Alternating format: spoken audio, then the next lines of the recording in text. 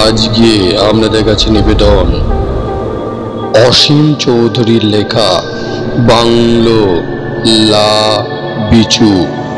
শুরু হচ্ছে আজকের গল্প অসীম চৌধুরীর বাংলো লা বিচু।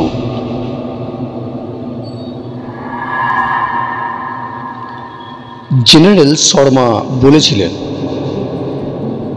খুব সম্ভব কেন ধরে নাও আমি তোমাদের রিসিভ করতে বাস স্ট্যান্ডে যেতে পারবো না, কিন্তু তার জন্য চিন্তা নেই, ভাওয়ালিতে আসতে কোনো অসুবিধা হবে না তোমাদের। আমি যা বলছি শুধু খাতায় নোট করে নাও। শুভ্রা খাতা ডট পেন এনে বলল, বলুন। লেখো, নৈনিতাল এক্সপ্রেসে চেপে হলদিয়ানিতে নামবে। মনে রেখো, কাঠগুদাম নয়, কাঠগুদাম হলদিয়ানির আগের স্টেশন। সন্ধ্যেবেলা যেখানে পৌঁছে একটা হোটেলে রাতটুকু বিশ্রাম নিয়ে নেবে। অনেক হোটেল পাবে, ওরা সকলেই আমাকে চেনে। হলদিয়ানি থেকে সকাল 7:30 বা 8টার সময় গোয়ালদাম যাওয়ার বাস আছে। বাস ভাওয়ালি, গরম পানি, আলমোড়া, কৌশানি, গরুর, বৈজনাথ হয়ে গোয়ালদাম পৌঁছায় বিকেলে। তোমরা যখন ভাওয়ালি আসছো তখন ভাওয়ালিতে নামবে। বাস স্ট্যান্ডে থাকবে আমার সাদা রঙার একটা jeep, number DD1450। No problem. Baishakhi একটু ভীতু মেয়ে, বিয়ে ফাইনাল ইয়ার দিচ্ছে। দেখতে শুনতে বেশ ভালো, লেখাপড়ায় চৌকস, গান গাইতে নাচতে পারে। দোষের মধ্যে শুধু একটু ভয় কাতুরে। তাই শুভ্রা কাবেরী, সুমন্ত্র আর বিক্রমকে দলে নিতে চায়নি। বেচারি রাত্রি হলে একা অন্ধকারে ঘরে ঢোকে না, সারা রাত ঘরে আলো জেলে ঘুমোয়। বাঘের চেয়ে ওর ভূতের ভয় বেশি, কিন্তু তাকে না নিয়েও উপায় নেই। কারণ এই ছিপছিপে সুন্দরী মেয়েটি যদি জেনারেল হরগোবিন্দ শর্মার বাংলোর সামনে জিপ থেকে না নামে তাদের সঙ্গে, তবে তিনি রাখবেন না, হয়তো শুধু মুখের হাসিটি মিলিয়ে যাবে। আসলে জেনারেল শর্মার সঙ্গে তাদের পরিচয় তো ওই বৈশাখী সূত্রেই। বৈশাখী দাদু আর জেনারেল শর্মা একই রেজিমেন্টে ছিলেন। তার ওপর বৈশাখী দিদিমা ছিলেন জেনারেল শর্মার দূর সম্পর্কের আত্মীয়, তাই বৈশাখীকে একটু বেশি স্নেহ করেন জেনারেল। অগত্যা বৈশাখীর খুড়তুতো দিদি কাবেরী, জামাইবাবুর সুমন্ত্র আর তাদের বন্ধু দম্পতি শুভ্রা ও বিক্রমকে রাজি হতেই হলো। আর্মি থেকে অবসর নেওয়ার পর জেনারেল শর্মা থাকেন ভাওয়ালিতে, তবে ঠিক শহরে নয়, গ্রাম শহর থেকে একটু দূরে তার বাংলো। কাছে পিঠে বসতি নেই। বাংলোর বারান্দায় দাঁড়ালে শুধু চোখ পড়বে গগনচুম্বী বড় বড় গাছ, উঁচু নিচু পাহাড়ি আঁকা বাঁকা শহর সড়ক আর বরফ ঢাকা হিমালয় শিখর। বাংলোতে থাকেন জেনারেল শর্মা আর তার বহু পুরাতন বৃত্ত রামসি। শর্মাজি ডাকেন রাম ভাইয়া বলে। বৈশাখী যখন জিপ থেকে তড়াক করে নেমে ছবির মতো বাংলো বাড়িটা দেখে খুশিতে হাততালি দিয়ে উঠল, তখন হাসিতে মুখ ভরিয়ে এগিয়ে এলেন জেনারেল শর্মা। হাত বাড়িয়ে বললেন, welcome my young friends, welcome. Baishakhi আর্তনাদ করে উঠল, ছাড়ুন ছাড়ুন জেনারেল, হাত ভেঙে যাবেছে। আমি কি আপনার রেজিমেন্টের কোনো গার্ড বলি নাকি?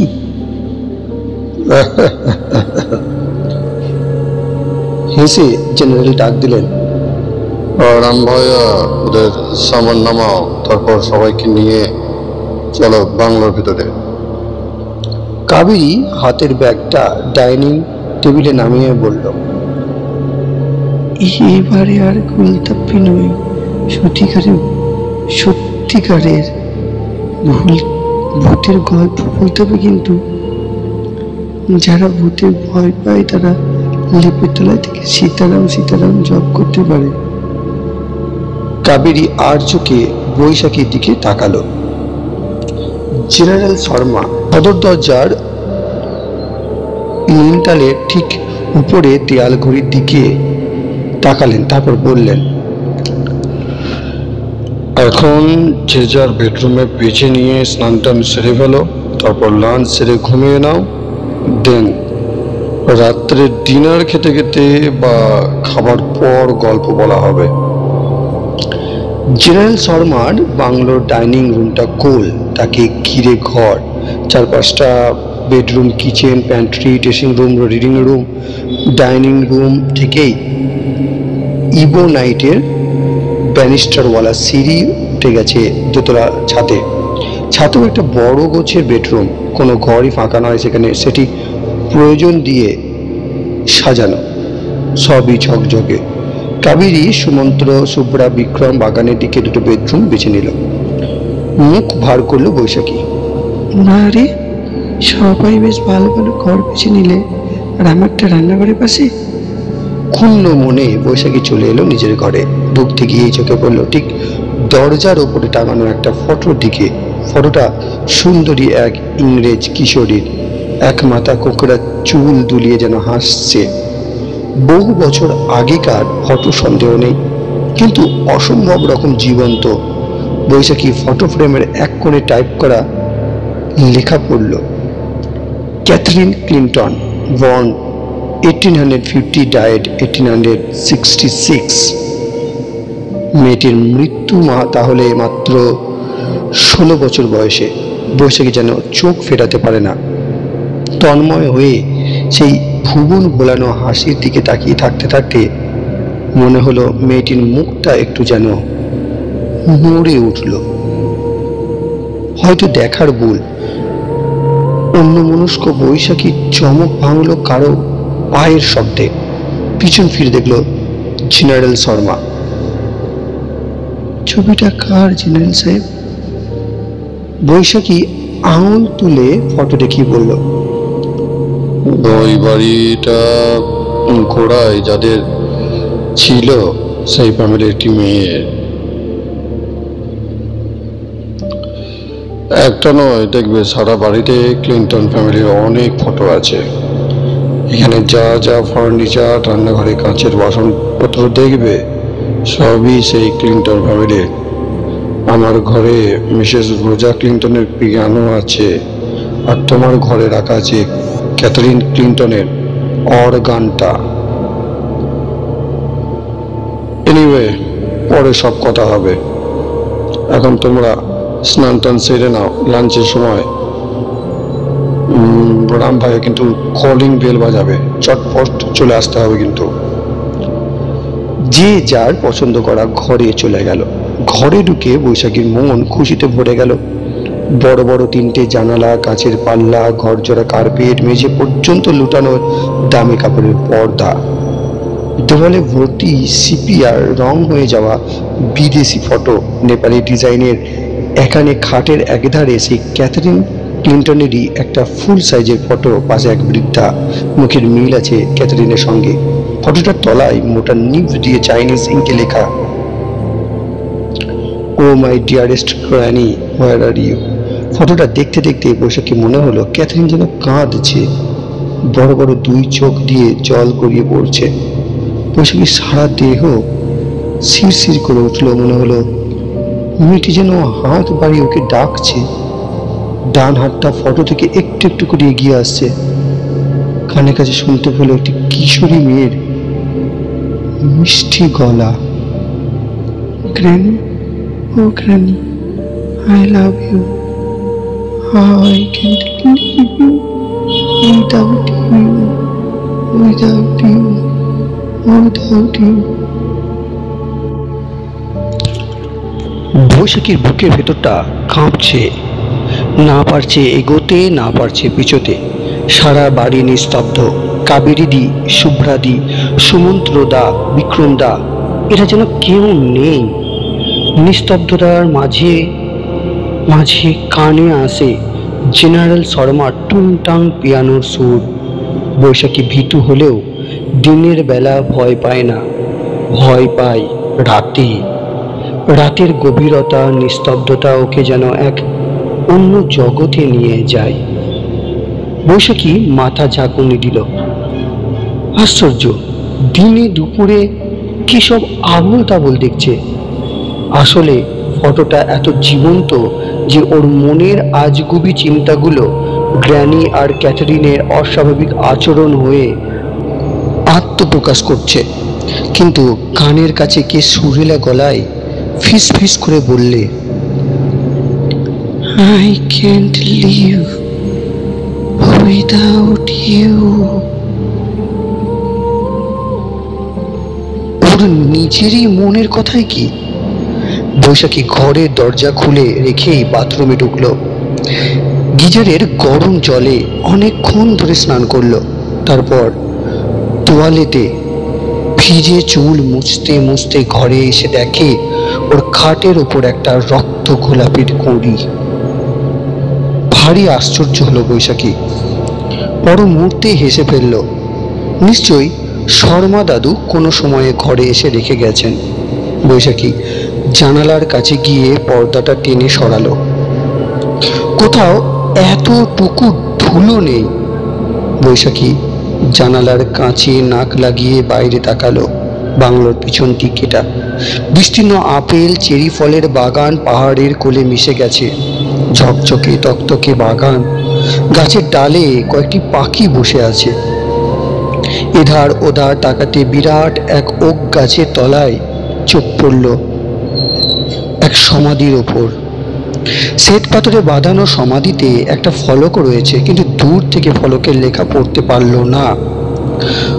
কবর, শ্মশান এসবে বৈশাখীর দারুণ ভয়। দেখলেই ওর মনে হয় যারা চলে গেছে তারা যেন আবার ফিরে আসতে চায়। আশায় আশায় চারপাশে ঘুরে বৈশাখী সজোরে জানলাটা বন্ধ করে ভারী পর্দাটা টেনে দিল। ঘরের এক কোণে রাখা মেহগনি কাঠের সুদৃশ্য ড্রেসিং টেবিলটার সামনে চুল আঁচড়াবার জন্যে দাঁড়াতেই বৈশাখীর বুকের রক্ত হিম হয়ে গেল। বেলজিয়াম গ্লাসের আয়নায় কার প্রতিবিম্ব? ওর মুখের পরিবর্তে এই যে ফটোতে দেখা মিষ্টি কিশোরী মেয়েটির ছায়া। বৈশাখী হাত পা নাড়াতে পারছে না, চোখের পলক ফেলতে পারছে না। পৃথিবীর থেকে যেন বহু দূরে চলে গেছে। সবুজ প্রান্তর, পাহাড় থেকে নেমে আসছে রিমঝিম শব্দে জলস্রোত। তৃণ প্রান্তরে নানা রঙের শত শত নাম না জানা পাখি নীল আকাশের নিচে ওরা উড়ছে, গান গাইছে। সেই সুন্দর জায়গায় বৈশাখী একা। হঠাৎ পিঠে হাত পড়তে বৈশাখী চমকে উঠল। আয়নাতে দেখল পিছনে স্মিত মুখে জেনারেল শর্মা। তোমার জন্য আমরা বসে রয়েছি, লাঞ্চ খাবে না? বৈশাখী যা দেখেছে জেনারেল শর্মাকে বলতে গিয়েও বলতে পারল না। একবার জানাজানি হয়ে গেলে সবাই তাকে নিয়ে হাসাহাসি করবে। সে জেনারেল শর্মার হাত ধরে বলল, চলুন। যেতে যেতে বৈশাখী দেওয়ালে টাঙানো কিশোরী মেয়েটির দিকে আর একবার তাকালো। একটা সুন্দর photo. Granny, I can't live without you. কে গ্র্যানি? কে ক্যাথরিন ক্লিন্টন?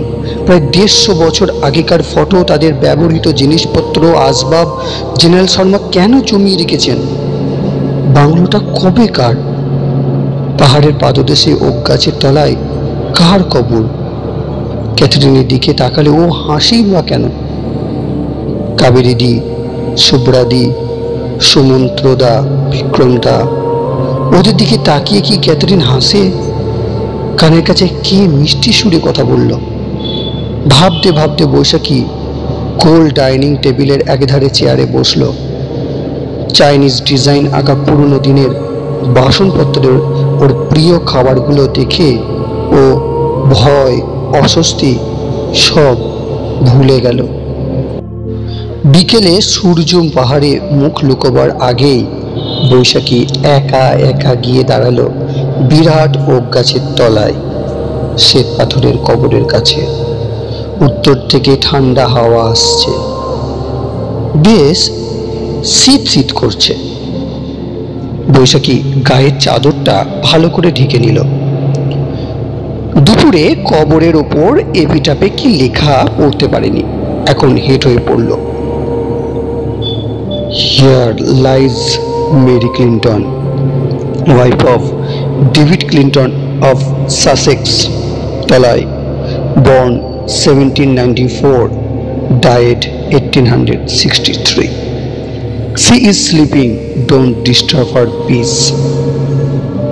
বৈশাখী ঘুরে ঘুরে বাগানটা দেখল।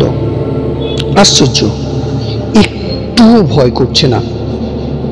সে এসে বসে পড়ল সমাধির পাশে, চুপ করে ক্লিন্টন ফ্যামিলির কথা ভাবছে। এমন সময় কানে এলো কাবেরীর গলা। এই বৈশাখী, কোথায় গেলি তুই? আমরা সবাই রেডি। ঘড়িতে দেখলো প্রায় 5টা বাজে। বৈশাখী উঠতে যাচ্ছে এমন সময় কানের কাছে কে যেন বলল, কোথায় যাচ্ছ? একটু বসো। কথাগুলো ইংরেজিতে, তবে আগের শোনা মিষ্টি সুরেলা গলা নয়, ভাঙা ভাঙা বৃদ্ধার। বৈশাখী বসে পড়ে প্রায় চিৎকার করে উঠল, কে কে কে তুমি? চতুর্দিক জনমানবহীন, শুধু গাছপালা, ফল ফুলের গাছ। পাহাড়ে সূর্য লুকিয়েছে, বরফ ঢাকা সাদা পাহাড়, আর সাদা নয়, রামধনুর 7 রং। বৈশাখী আবার উঠতে যেতেই আটকা পড়ল। শাড়ির আঁচলটা অদৃশ্য এক হাত ধরে রেখেছে। আশ্চর্য, সর্বদা ভূতের ভয়ে কাতর বৈশাখী একটু ভয় পেল না।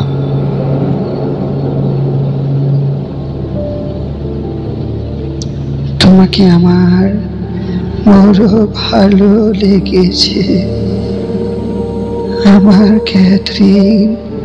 ওই যে বড় বড় দেবদারু গাছ দেখছো, গেলেই দেখবে একটা খাট, সেইখানেই শুয়ে রয়েছে।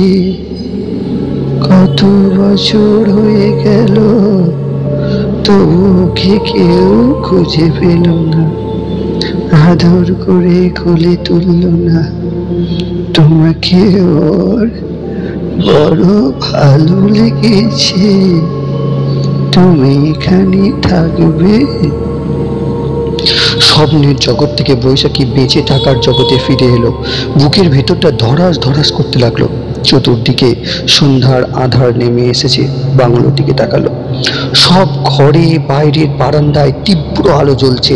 বৈশাখী দৌড়াতে দৌড়াতে পিছনের সিঁড়ি দিয়ে টানা বারান্দায় উঠে সদর দরজার সামনে দাঁড়ালো। বুকের ভেতরটা কাঁপনি তখনও কমেনি। কাবেরী ওকে দেখে একটু রাগ রাগ স্বরে বলল, এই একা একা কোথায় গিয়েছিলি? আমরা ভেবে মরি, এটা তো নিউ আলিপুর পেয়েছিস। বৈশাখী চুপ করে রইল। অদ্ভুত সব দৃশ্য দেখার, কণ্ঠস্বর শোনার কথা কাউকে বলতে পারল না। জেনারেল শর্মা হাসতে হাসতে চুরুটে টান দিয়ে বললেন, লেট হার এনজয় গার্লস। একা একা প্রকৃতির সৌন্দর্য উপভোগ করার আলাদা এক চাপ আছে। কথাটা বলে সামান্য গম্ভীর হয়ে বললেন, এনিওয়ে, ওদিকে একা একা কেউ যেও না। রাত্রে ডিনার খাবার সময় কাবেরী বলল, জেনারেল সাহেব, ইলেকট্রিক আলো বন্ধ করে ক্যান্ডেল জেলে ভূতের গল্প বলবেন বলেছিলেন কিন্তু। জেনারেল শর্মা আর চোখে বৈশাখীর দিকে তাকালেন। বৈশাখী তখন অপলক দৃষ্টিতে ক্যাথারিনের ফটোর দিকে তাকিয়ে ক্যান্ডেলের কথা কানে আসতেই বলল, না না না না না, ভূতের গল্প নয়, ভূতের গল্প নয়, একদম ভূতের গল্প নয়। বিশ্বযুদ্ধের গল্প বলুন তো আপনি, বিশ্বযুদ্ধের গল্প। শুভ্রা বলল, তুই কানে তুলো খুঁজে থাক, কিংবা লেপুড়ি দিয়ে ঘুমো। কাবেরী কুলোয় খোঁচা দিয়ে বলল। জেনারেল শর্মা কফি পট থেকে সবাইকে কফি পরিবেশন করতে করতে বললেন, অলরাইট, তোমাদের আজ আমি এই বাংলো যার নাম লর্ড বিজু এর অতীত মালিক ক্লিন্টন পরিবারের গল্প বলবো। যা বলছি সবই কিন্তু সত্যি।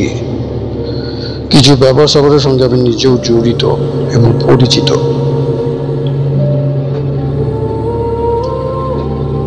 সে তো 100 বছর আগেকার কথা। আপনি পরিচিত হলেন কেমন করে? বিক্রম কফিতে চুমুক দিয়ে বলল। জেনারেল শর্মা বললেন, লেট মি সে, শোনার সময় কেন, কবে, কোথায় ইত্যাদি ইত্যাদি প্রশ্ন করবে না কিন্তু। বাংলোটা কেনার সময় বন্ধু ব্রিগেডিয়ার মুখার্জি সব বলেছিল। মুখার্জি যা বলেছিল সবই তাই বলছি। জেনারেল শর্মা শুরু করলেন। লাভ ইজু অর্থাৎ দ্য জুয়েল, সত্যি একালে জুয়েল ছিল বাংলোটা। আজকের মতো এরকম একটেরে জনমানব শূন্য ছিল না। আশেপাশে অনেক লোকের বাসও ছিল। দেশি বিদেশিদের ছবির মতো বাংলো বাড়ি কোনো এক সময় ভীষণ ঝড় জল ভূমিকম্প হয়, তখন গ্রামটা নিশ্চিহ্ন হয়ে যায়। শুধু শুধু পড়ে থাকে ডেভিড ক্লিন্টনের শখের এই লেভিসু। সে হয়তো অনেক বছর আগেকার কথা, তখন পাহাড়ে বাড়ি তৈরি করতো বিদেশিরা।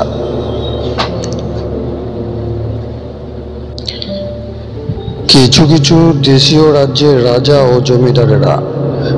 Now let us go back to 1950. যুদ্ধ শেষের পর আমি নানা জায়গায় ঘুরতে ঘুরতে আলমোড়া থেকে কাঠগোদাম ফেরার সময় ভাওয়ালিতে এসে এই বাংলোটা দেখে বড় ভালো লেগে গেল। বন্ধু ব্রিগেডিয়ার মুখার্জিকে বললাম, এই বাংলোটা আমি কিনবো, মালিক যদি বিক্রি করে। কেন জানি না, মুখার্জি বলল, এটা ছাড়াও তো অনেক বাংলো আছে বৃদ্ধ বয়সে এখানে থাকা যায় কেমন করে। লোকে বলে প্রাকৃতিক বিপর্যয়ের পর বাড়িটার চারপাশে জঙ্গল হয়ে পড়েছিল, কেউ যেতে সাহস পর্যন্ত পেত না। এক স্কটিশ সাহেব বাংলোটা কিনেছিল। সাহেব জঙ্গল টঙ্গল সাফ করিয়ে বাংলোর ভেতরে এসে দেখলেন সবকিছু ইনট্যাক্ট। এখানে বর্তমান যা কিছু দেখছো সবই ক্লিন্টন পরিবারের। সাহেব যেমন ছিল তেমনই রেখেছিলেন। তার কাছ থেকে কেনার পর আমিও তেমনই রেখেছি। বলতে পারো সবই অ্যান্টিক। কেনার সময় অনেকে উপদেশ দিয়েছিল না কিনতে, বলেছিল বাড়িটা অপয়া, আরো অনেক কিছু। আমি আর্মিতে ছিলাম, মৃত্যু অনেক দেখেছি। মৃত্যুর পর কি হয় না হয় তা নিয়ে কখনো মাথা ঘামাইনি, তাই কিনেও ফেললাম। বছরে 6 মাস এখানে থাকি। একাই রাম ভাই আর রাত্রে থাকে না। পাহাড়ি অঞ্চলে আবহাওয়া প্রেডিক্ট করা শক্ত। হঠাৎ যাকে বলে বজ্র বিদ্যুৎ সহ বৃষ্টি, তাই শুরু হলো।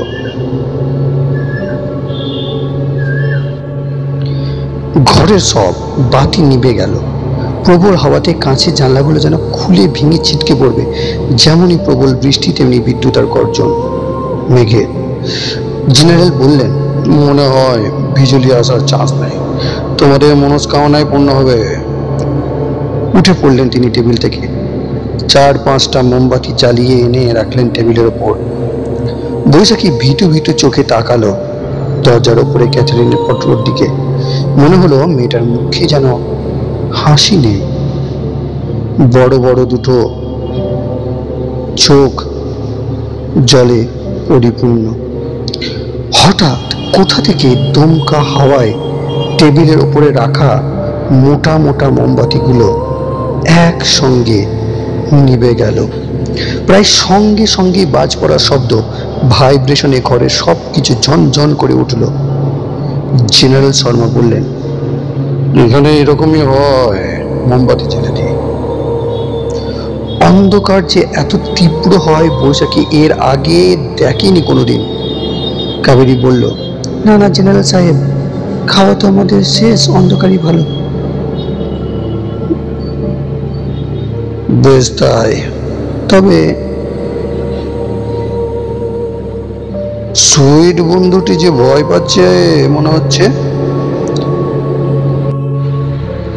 ভয় না অন্য কিছু, 5 জন জীবন্ত মানুষ রয়েছে, তবু ভূতকে গিলে ফেলবে টপ করে।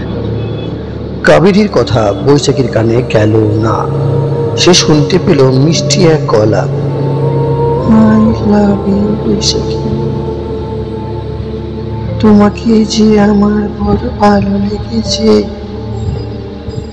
কথার সঙ্গে নাকে এলো মিষ্টি গন্ধ, ফ্রকের খসখস শব্দ, নিঃশ্বাস নিঃশ্বাস লাগছে ঘাড়ে।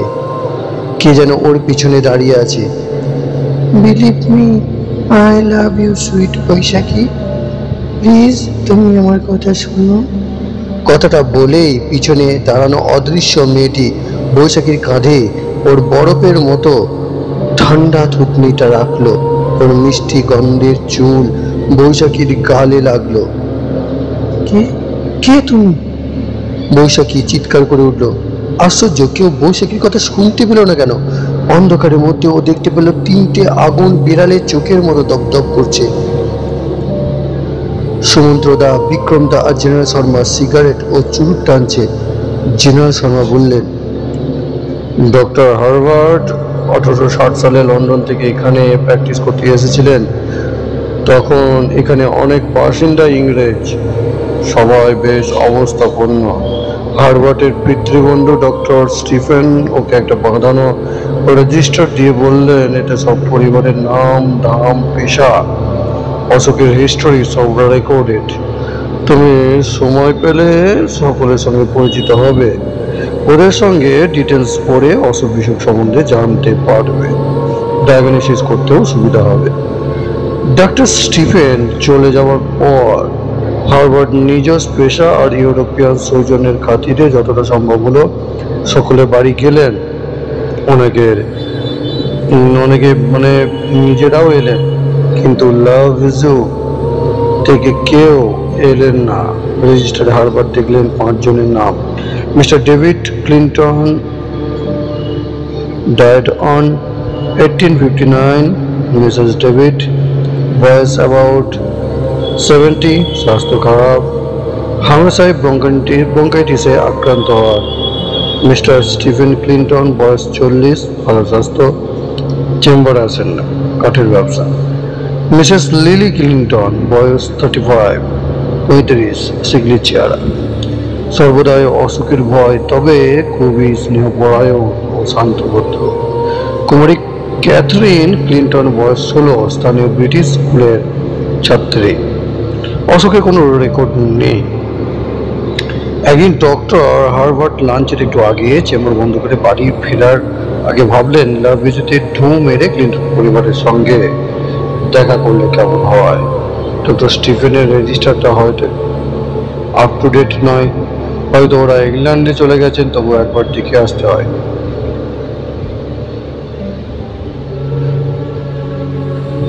Good afternoon doctor. Doctor Herbert মুখ তুললেন, দেখলেন রোগা ছিপছিপে সুন্দরী এক মহিলা, বয়স 35 হবে, চোখে মুখে উদ্বেগের ছাপ। চেম্বারে আসার সময় ঘরে পড়ার ড্রেসটাও বদলাতে পারেননি। হার্ভার্ট প্রত্যভিবাদন করার পর মহিলা বললেন, আমি লিলি ক্লিন্টন, মিস্টার স্টিফেন ক্লিন্টনের স্ত্রী, থাকি লেভিজিউতে। আমার মাদার ইন লর সব ঠিক আছে, বুকে বেদনা, দয়া করে একবার ভিজিট করবেন। হার্ভার্ট লক্ষ্য করলেন লিলি ক্লিন্টন যেন নিদারুণ এক সমস্যার মধ্যে পড়েছেন। শাশুড়ি অসুখ ছাড়াও অন্য কিছু উদ্বেগ রয়েছে। ডক্টর হার্ভার্ট লিলি ক্লিন্টনের সঙ্গে ল্যাব ভিজিটে এসে দোতলায় মিসেস ডেভিড ক্লিন্টনের ঘরে গেলেন। বাইরে থেকে শোনা যাচ্ছে এক মহিলার গলার স্বর, ওই যে সিঁড়িটা শেষ হলেই বিরাট ল্যান্ডিং, তারপরে ঘর। কাল তোমাদের দেখা হবে। নেই শুধু mister David Clinton. Doctor Herbert ঘরে ঢুকে দেখলেন এক বৃদ্ধা বুক চাদর পর্যন্ত ঢাকা খাটে শুয়ে আপন মনে হাসছেন। হাসিটা এমন যেন এখনই কারো পরিহাস শুনবেন। ডক্টর দেখলেন বৃদ্ধা অতিশয় মার্জিত চেহারা, এককালে সুন্দরী ছিলেন সন্দেহ নেই। মাথার চুল কটটা ছোট করে কাটা, অত্যন্ত মূল্যবান বিছানা আর ঘরে আসবাবপত্র। মিসেস ডেভিড নিজের চিন্তায় এত নিমগ্ন যে ডক্টর হার্বার্ট ও লিলি ঘরে ঢুকেছেন ঠিক পাননি। লিলি বললেন, মা, ডক্টর হার্বার্ট এসেছেন আপনাকে পরীক্ষা করতে। মিসেস ডেভিড উঠে বসে বললেন, অত্যন্ত দুঃখিত ডক্টর, আমার গত রাতে সামান্য সর্দিতে একটু কাশি হয়েছিল। এই ভয়ে লিলি আপনাকে ডেকে এনে কষ্ট দিল। এমন আমার প্রায় হয়। ডক্টর হার্বার্ট পরীক্ষা করে দেখলেন বুকে কফ জমেছে, সামান্য গা গরমও আছে। প্যাডে প্রেসক্রিপশন লিখে বললেন, একটা ঘুমের ওষুধও লিখে দেওয়া হচ্ছে, তবে ওটা বেশ কড়া। রোজ রাতে শোবার সময় একটা করে খেতে বললেন। লিলি ক্লিন্টন ডক্টর হার্বার্টের সঙ্গে দরজায় গোড়ায় এসে পার্স করে তাকে ফিস দিতে দিতে বললেন, ডক্টর, আমার মনে হয় অসুখটা অন্য ধরনের।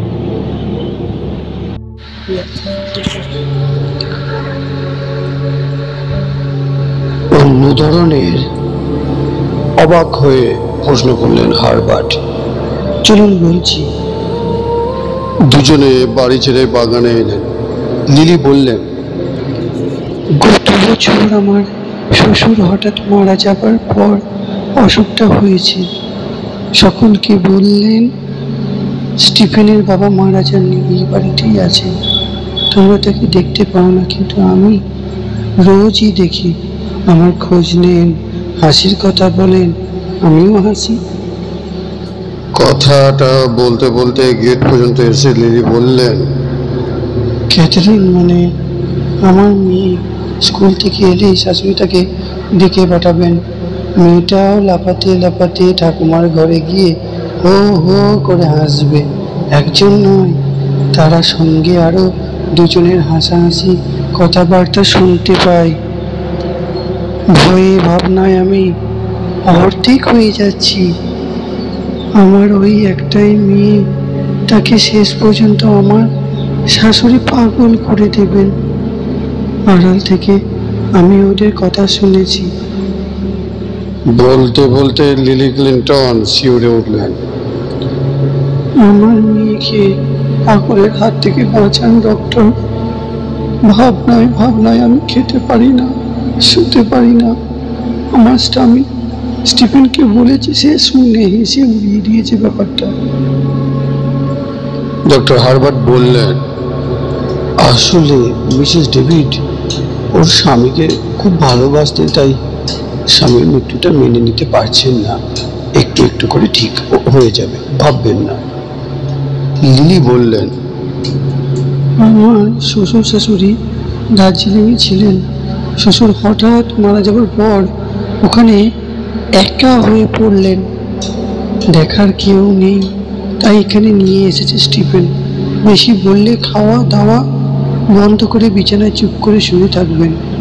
স্টিফেনকে বলবেন যে send me back to Darjeeling. Doctor Herbert বললেন, ঘুমের ওষুধটা খেতে বলবেন। এক সময় মানে একমাত্র সময় মিসেস ডেভিডকে নর্মাল করে দেবে। ঠিক সেই সময় ডক্টর হার্বার্ট দেখলেন বছর 15-16 বছর একটি মেয়ে স্কুলে ব্যাগ কাঁধে কেটে ঠেলে বাড়িতে ঢুকতে ঢুকতে দোতলায় তাকিয়ে বলল, ওয়েট গ্রেনি ওয়েট, তুমি একটু দাদুর সঙ্গে গল্প করবে নাকি? আমিও আসছি। ডক্টর হার্বার্টকে দেখে মেয়েটি থমকে দাঁড়ালো। হার্বার্ট ক্যাথরিনকে দেখে খুব খুশি হলেন। বহুদিন এমন সুন্দর জলি মেয়ে দেখেননি, সবচেয়ে সুন্দর হাসি। শোনো, এই হলো ডক্টর হার্বার্ট। ডক্টর কেন? তোমার জ্ঞানী অসুস্থতায় হতেই পারে না। গেট খুললেই তো আমি গ্র্যানির সঙ্গে কথা বললাম। গ্র্যানি তো দাদুর সঙ্গে কথা বলছিলেন বলে ক্যাথারিন হাতের বই খাতা ছড়ে ফেলে ঝড়ের বেগে সিঁড়ি বেয়ে দোতলায় উঠে গেল। লিলি হতাশায় ভেঙে পড়ে বললেন, ডক্টর! ওরিড হবেন না, সবই ছেলে মেয়ে মানুষের কল্পনা। এই ঘটনার প্রায় দিন 10 পর লিলি একদিন ডক্টর হার্বার্টের চেম্বারে হাঁপাতে হাঁপাতে এসে হাজির। উত্তেজনায় মুখ লাল, কথা কইতে পারছে না। ডক্টর হার্বার্ট লিলি ক্লিন্টনকে ধরে চেয়ারে বসালেন, তাকে শান্ত হতে বললেন। লিলি বললেন, ডক্টর, আমার মেয়েকে বাঁচান। যা দেখছেন, যা শুনেছেন, কমা তো দূরের কথা, দিনের পর দিন বেরিয়ে চলেছে। গতকাল উপরে উঠে দেখলাম দরজা বন্ধ, শুনতে পেলাম ক্যাথরিন আর আমার শাশুড়ির কথাবার্তা। শাশুড়ি বলছেন, ভয় নেই রে, মৃত্যু বড় সুন্দর, প্রথমে অন্ধকার, তারপর পরম শান্তি। চতুর্দিকে ঝলমলে আলো, ঠান্ডা মিষ্টি হাওয়া, সবুজ তৃণভূমি, পাখির গান। হ্যাঁ, তোর দাদু বলেছে, ভয় পাস নেই আমার ক্যাথরিন সোনা। তারপরে হঠাৎ দরম করে দরজা খুলে গেল।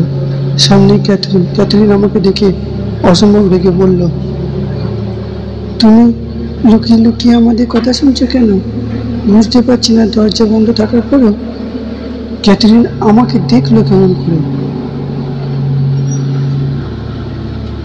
ডক্টর হার্বার্ট বললেন, ফিল ঠিক মতো দিচ্ছেন তো? রোজই শোবার আগে শিশি থেকে একটা করে বের করে দিই। মেয়েকে বকবেন না, ঠাকুমার অসুখ কন্ট্রোলে এলে ক্যাথরিন ঠিক হয়ে যাবে। 2-3 দিন পর হঠাৎ একদিন সকালবেলা লিলি ক্লিন্টন ডক্টর হার্বার্টের বাড়ি এসে বললেন, মিসেস ডেভিড বিছানা থেকে উঠছেন না, বড় বড় চোখ করে তার স্বামীর ফটোর দিকে তাকিয়ে রয়েছেন। হার্বার্ট তাড়াতাড়ি লেভিজুতে গিয়ে মিসেস ডেভিডকে পরীক্ষা করলেন। ঘুম থেকে ওঠার প্রশ্ন আসে না। মিসেস ডেভিডের মাথার বালিশের তলা থেকে শূন্য স্লিপিং পিলের শিশিটা পাওয়া গেল। ঠিক সেই সময় ক্যাথরিন অসময়ে স্কুল থেকে ফিরে মিসেস ডেভিডের ঘরে ঢুকে গ্র্যানির প্রাণহীন দেহটা 2 হাতে চেপে ধরে হাউ হাউ করে কাঁদতে লাগলো। আশ্চর্য, ক্যাথরিন মৃত্যুর খবর পেল কেমন করে? সেই রাত্রে মিস্টার স্টিফেন ঘরে ঢুকে দেখতে পেলেন ক্যাথরিন ওর ড্রেসিং টেবিলের দেরাজ খুলে এক গাদা পিল হাতে নিয়ে অদ্ভুত এক দৃষ্টিতে তাকিয়ে রয়েছে। অনেক বকুনি, ভালো কথা ইত্যাদির পর ক্যাথরিন বলল, গ্র্যানি তাকে ওগুলো দিয়েছিলেন। পিলগুলো ভাগ করে খেয়ে দুজনে দাদুর কাছে যাবে ঠিক হয়, কিন্তু মৃত্যু ভয়ে ক্যাথরিন খেতে পারেনি। স্টিফেন ক্যাথরিনকে কচুর ঢপকালেন, বললেন, এই তুমি গ্র্যানিকে ভালোবাসো? এই তুমি গ্র্যানিকে ভালোবাসতে? তারপর থেকে ক্যাথরিন অসম্ভব ঘুম মেরে গেল। স্কুলে যায় না, খায় না, সর্বদা তার গ্র্যানির ঘরে গিয়ে কাঁদে আর বলে, I have killed you. কখনো কখনো গভীর রাতে ওকে ঘরে পাওয়া যায় না, খুঁজতে খুঁজতে পাওয়া যায় মিসেস ডেভিডের কবরের পাশে বসে বসে কাঁদছে আর বলছে, ওয়েট গ্র্যানি, আমি তোমার কাছে যাচ্ছি, তোমার কাছে যাচ্ছি, তোমার কাছে যাচ্ছি। 1 মাসের মধ্যে মেয়েটা কেমন যেন রোগা কালো হয়ে গেল। রোজই জ্বর, অসুখ সারে না। ডক্টর হার্বার্ট বললেন, ওকে নিয়ে অন্য কোথাও নিয়ে যান, বছরখানেক বাইরে থাকলে ভুলে যাবে। স্টিফেন বন্ধুর হাতে কাঠের ব্যবসা সঁপে লিলি আর ক্যাথরিনকে নিয়ে ডালহৌসি চলে গেলেন। বছর খানেক ওখানে থেকে ক্যাথরিন ঠিক হয়ে গেল, আগের স্বাস্থ্য ফিরে পেল। মৃতা গ্র্যানির সঙ্গে কথা বলা বন্ধ করে দিল। তারপর একদিন বলল, মা, আমি বাড়ি যাব, পড়ার ক্ষতি হচ্ছে। ওরা হার্বার্টকে চিঠি লিখলেন। হার্বার্ট চিঠি পেয়ে ওর ফিটনটা নিয়ে কাঠগুদাম গেলেন। কাঠগুদাম থেকে একসঙ্গে আসবেন। সবই ঠিক, ক্যাথরিন নর্মাল, হাসছে, কথা বলছে।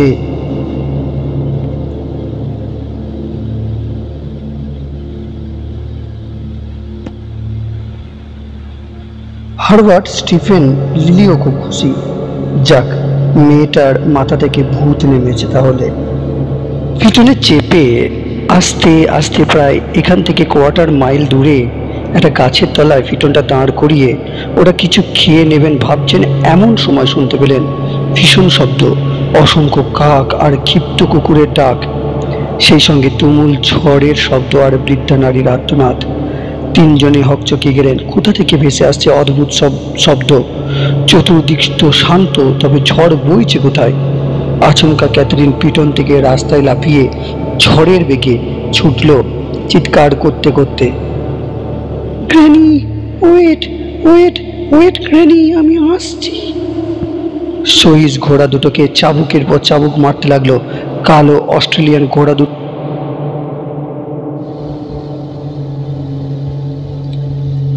দুটো একটুও না এগিয়ে সামনে দুটো পা তুলে প্রাণান্তকর চিনি রব তুলল। অগত্যা ওরা ফিটন থেকে নেমে ছুটলেন ক্যাথরিনের পিছু পিছু। কিন্তু কোথায় ক্যাথরিন? ক্যাথরিনকে আর পাওয়া গেল না। সে যেন হাওয়ায় মিশে গেছে। অন্তত 1 মাইল এধার ওধার খুঁজে লোক লাগিয়ে কোনো জায়গাতেই ক্যাথরিনকে পাওয়া গেল না। তারপর একদিন মিস্টার আর মিসেস ক্লিন্টন চলে গেলেন সাসেক্স। লে ভিজিউ পড়ে রইল স্টিফেনের বন্ধুর তত্ত্বাবধানে। চতুর্দিক অন্ধকার, ঝড় বৃষ্টির তাণ্ডব বেরিয়ে চলেছে। এমন প্রচণ্ড ঝড় আর সনসন শব্দ ওরা আগে কোনোদিনও দেখেনি, শোনেওনি। তার মাঝে বিদ্যুৎ চমকাচ্ছে আর সহস্র কামানের গর্জন। জেনারেল শর্মার নিবন্ধ চুরুট অ্যাস্ট্রয়েতে রেখে বললেন, এই সেই বাংলো। রাম ভাইয়া বলে ও নাকি শুনেছে এক মেয়ের কান্না, একটা মেয়ের কান্না।